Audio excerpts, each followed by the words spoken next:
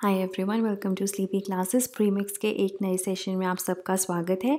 आज के प्रीमिक्स में हम डिस्कस करेंगे इन्वायरमेंट और करंट अफेयर से रिलेटेड क्वेश्चंस, और ये क्वेश्चंस बेस्ड होंगे इन टॉपिक्स के ऊपर।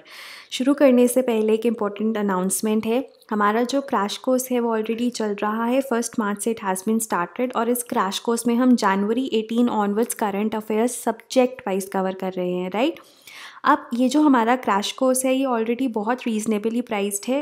अगर आप क्रैश कोर्स को टेस्ट सीरीज़ के साथ लेते हैं, वो भी वीडियो सॉल्यूशंस, तो ये 10,000 का आप परचेज़ कर सकते हैं। लेकिन क्योंकि कल इंटरनेशनल वुमेंस डे है, so in honour of that हम आपको 10% ऑफ दे रहे हैं, और वो आप अवेल कर सकते हैं by using this code, that is अफसरा। ये कोड आपको अप्लाई करना है, आप यूज़ करिए और आपको 10% ऑफ मिलेगा। जो टेस्ट सीरीज़ और क्रैश कोर्स अभी 9,999 रुपीज़ का है, दैट इज़ अप्रॉक्सीमेटली 10,000 का है, वो अब आपको सिर्फ 9,000 में आप अवेल कर सकते हैं। लेकिन ये जो कोड है ये सिर्फ 12 मिडनाइट कल तक ही वैलिड है। So in case you are considering, do it as soon as possible, right? So moving on to the questions, the first question is regarding IPCC. IPCC आपने सुना होगा, असेसमेंट रिपोर्ट्स निकालता है। अभी इसकी 5th असेसमेंट रिपोर्ट आई थी जिसने ये बोला था कि जो क्लाइमेट चेंज है वो ह्यूमन इंड्यूस्ड है। तो आपको बताना ही किसने इस्टेब्लिश किया था ये, क्या WMO और UNEP ने दोनों ने मिलके इस्टेब्लिश किया था, या WMO ने UNDP के साथ मिलके इस्टेब्लिश किया था, या UNEP और UNDP ने आपस में मिलके इस्टेब्लिश किया था, या इनमें से कोई भी ऑप्शन सही नहीं है। सो please mark your answers. So the correct answer is WMO and UNEP ने मिलके इसको इस्टेब्लिश किया था इन द ईयर 1988। और ये क्या करता है, ये बेसिकली असेस करता है जो भी इंफॉर्मेशन अवेलेबल है on climate change and it's impacts, और कैसे हम क्लाइमेट चेंज को मिटिगेट कर सकते हैं और कैसे हम क्लाइमेट चेंज के साथ अडेप्ट कर सकते हैं। जितनी भी इंफॉर्मेशन अवेलेबल है उसको असेस करता है, और उसके बाद एडवाइस देता है to the COP, to the UNFCCC, ठीक है। सो ये एडवाइस भी करता है। आपने देखा होगा कि बहुत सारी रिपोर्ट्स प्रोड्यूस कर रहा है from 1990s assessment reports. 5th such report has come into the public domain recently. So this is about IPCC that you need to know. Okay, the second question is regarding the limiting factors, a very important topic in the environment module. So limiting factor के बारे में आपको statements दी गई हैं, आपको बताना है कौन सी सही है। A limiting factor is a factor that restricts the size of a population from reaching it's full potential. अगर हम लिटरल मीनिंग भी देखें तो स्टेटमेंट सही लग रही है। सेकेंड ऑप्शन है nitrogen is considered an important limiting factor in oceans. तीसरी, phosphates are the primary limiting factor in fresh water and algal growth या फ्रेश वाटर इकोसिस्टम्स में, right. So the options are 1 only, 1 and 2 only, 1 and 3 only, या तीनों की तीनों statement सही है। So इसका करेक्ट आंसर है all of these statements are correct, right. देखिए, लिमिटिंग फैक्टर वही होता है, कोई भी एक ऐसा फैक्टर जो रिस्ट्रिक्ट करे पॉपुलेशन की ग्रोथ को, और जो पॉपुलेशन है उसकी ग्रोथ उसका फुल पोटेंशियल ना रीच कर पाए एक इकोसिस्टम में। देखिए, अगर एक पॉपुलेशन फुल पोटेंशियल रीच कर जाएगी तो वो जो है पॉपुलेशन वो स्ट्रेस डालेगी इकोसिस्टम पे और बाकी रिसोर्सेज पे जो शायद दूसरी स्पीशीज़ के लिए अवेलेबल हैं। तो इसलिए पॉपुलेशन ग्रोथ को रिस्ट्रिक्ट करना बहुत इंपॉर्टेंट है, और उसमें हेल्प करता है लिमिटिंग फैक्टर्स। और again it reinforces the fact कि growth of the population is not controlled by the total amount of the resources present, लेकिन वो रिसोर्स कंट्रोल करता है जो सबसे कम होता है, सबसे स्कार्स होता है, क्योंकि वो रिसोर्स ख़त्म हो जाएगा तो उसके बाद पॉपुलेशन ग्रो नहीं कर पाएगी।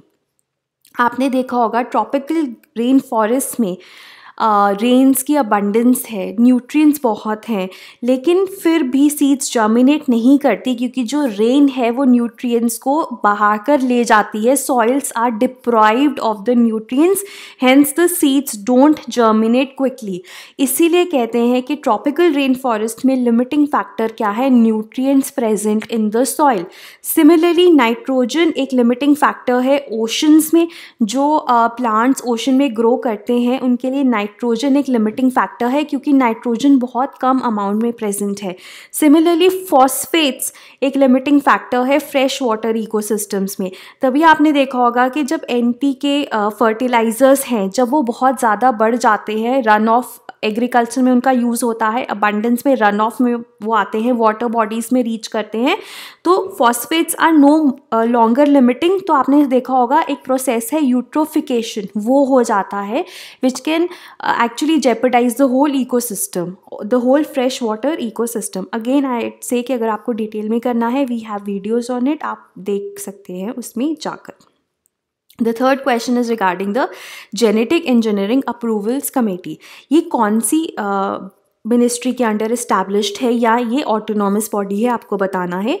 Ministry of environment, ministry of science and tech, ministry of agriculture या none of the above, right. So please mark your answers. So the correct answer is ministry of environment. देखिए ये जो body है ये 2013 में बनी थी फॉर 3 years, ठीक है, और उससे पहले ये 1990s में बनी थी, ठीक है। तो ऐसा कहा जाता है ये एक एड हॉक बॉडी है, तो उस पर भी मतलब न्यूज़ में रहती है बिकॉज ऑफ दैट। लेकिन ये करती क्या है, ये basically before releasing any recombinant या जेनेटिकली मॉडिफाइड प्लांट और माइक्रोब है ना को रिलीज़ करने से पहले उसकी फील्ड ट्रायल्स होने चाहिए या नहीं होने चाहिए, उसकी बायो सेफ्टी रिपोर्ट है वो बेसिकली GEAC देती है। जैसे कि अभी GM मस्टर्ड की जो थी उसकी इसके अंडर थी, GEAC के अंडर। तो इसलिए इसमें कन्फ्यूजन हो सकता है कि मिनिस्ट्री ऑफ एग्रीकल्चर के अंडर है और क्योंकि मस्टर्ड इन्वॉल्व है इसमें, मिनिस्ट्री ऑफ साइंस के अंडर है क्योंकि जेनेटिकली मॉडिफाइड है, बायोटेक है, या मिनिस्ट्री ऑफ एनवायरनमेंट के अंडर है क्योंकि एनवायरमेंटल इफेक्ट्स देखने हैं। तो ये प्लीज़ याद रखिएगा, ये मिनिस्ट्री ऑफ एनवायरनमेंट के अंडर आती है, right. So this is about genetically engineering appraisal या अप्रूवल कमेटी।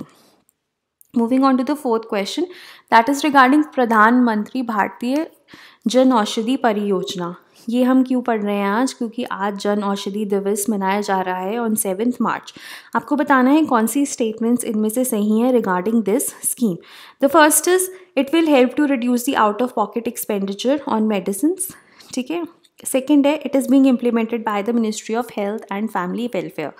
आपको बताना है इन दोनों में से कौन सी स्टेटमेंट सही है, 1 only, 2 only, बोथ या none. So the correct answer is 1 only।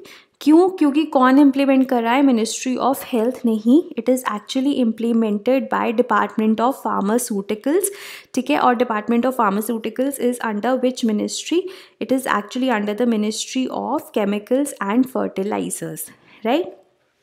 और ये है क्या, ये बेसिकली आपको मेडिसिन्स प्रोवाइड करेगा एट वेरी रिड्यूस्ड प्राइसेस, क्योंकि ये जेनेरिक मेडिसिन्स को प्रोवाइड करेगा। So they are available at lesser prices, जबकि उनकी क्वालिटी और एफिकेसी सिमिलर होती है एक्सपेंसिव ब्रांडेड ड्रग से।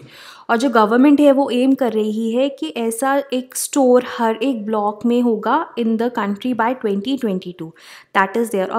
अगर हम इम्प्लीमेंटिंग एजेंसी की बात करें so it is BPPI, that is bureau of pharma PSUs of India, जो कि ministry of chemicals and fertilisers के अंडर है, मिनिस्ट्री ऑफ हेल्थ के अंडर नहीं है। अनदर इम्पॉर्टेंट फैक्ट, 7 March को जन औषधि दिवस मनाया जा रहा है, ठीक है। सो दिस इज़ अबाउट प्रधानमंत्री भारतीय जन औषधि परियोजना, ये आपको पता होना चाहिए। सो दिस PI के बारे में भी ये स्टेटमेंट है, ये आप पढ़ सकते हैं। Moving on to the fifth question that is regarding the Mercosur. So Mercosur क्यों पढ़ रहे हैं, क्योंकि हमारे जो वाइस प्रेसिडेंट हैं वो पैराग्वे में गए हुए हैं। सो मर्कोसर में पैराग्वे भी एक इम्पॉर्टेंट कंट्री है, तो इसलिए हम इसके बारे में पढ़ रहे हैं। सो आपको बताना है कौन सी स्टेटमेंट सही है। It is a trading bloc consisting of Argentina, Brazil, Paraguay, Uruguay and Venezuela.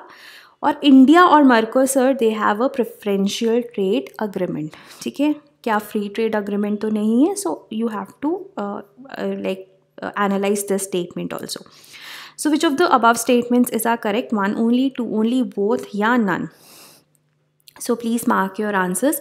So the correct answer is 2 only, क्योंकि इंडिया का प्रेफरेंशियल ट्रेड अग्रीमेंट है मर्कोसर के साथ, but India is actually also working with Mercosur to expand under the preferential trade agreement. और अगर हम बात करें इस स्टेटमेंट में क्या गलत है, देखिए वेनेजुएला की जो मेंबरशिप है वो सस्पेंडेड है। वेनेजुएला मेंबर था लेकिन 2016 से इसकी जो मेंबरशिप है वो इनडेफिनेटली सस्पेंडेड है, तो अभी इसका मेंबर नहीं करेंगे हम वेनेजुएला को।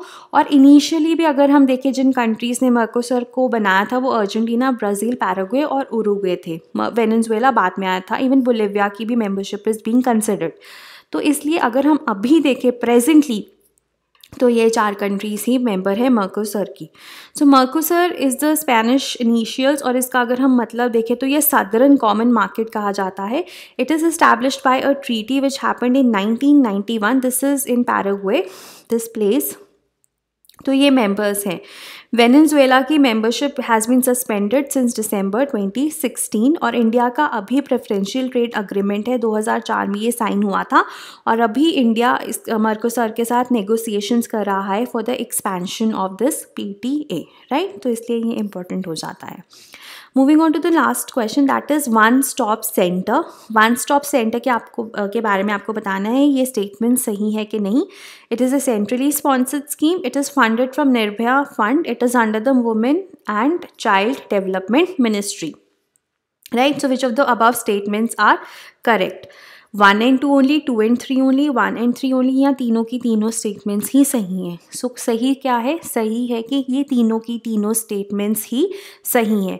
आज हम इसके बारे में क्यों पढ़ रहे हैं? क्योंकि इन्हें अवार्ड मिला है नारी शक्ति पुरस्कार, जो कि कल मिलेंगे on international women's day. So that award has been awarded to one stop centre also, so hence we are reading this. Ministry of women and child development ने लॉन्च किया था centrally sponsored schemes for setting up one stop centres. Nirbhaya fund से ये funded हैं।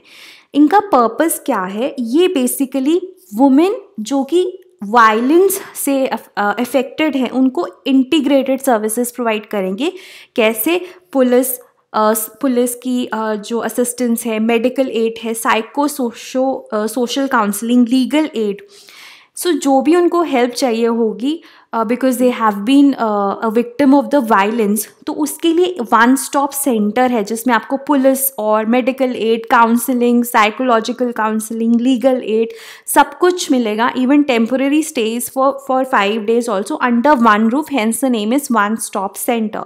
और ये basically one stop centre का purpose है, फंडेड फ्रॉम निर्भया फंड।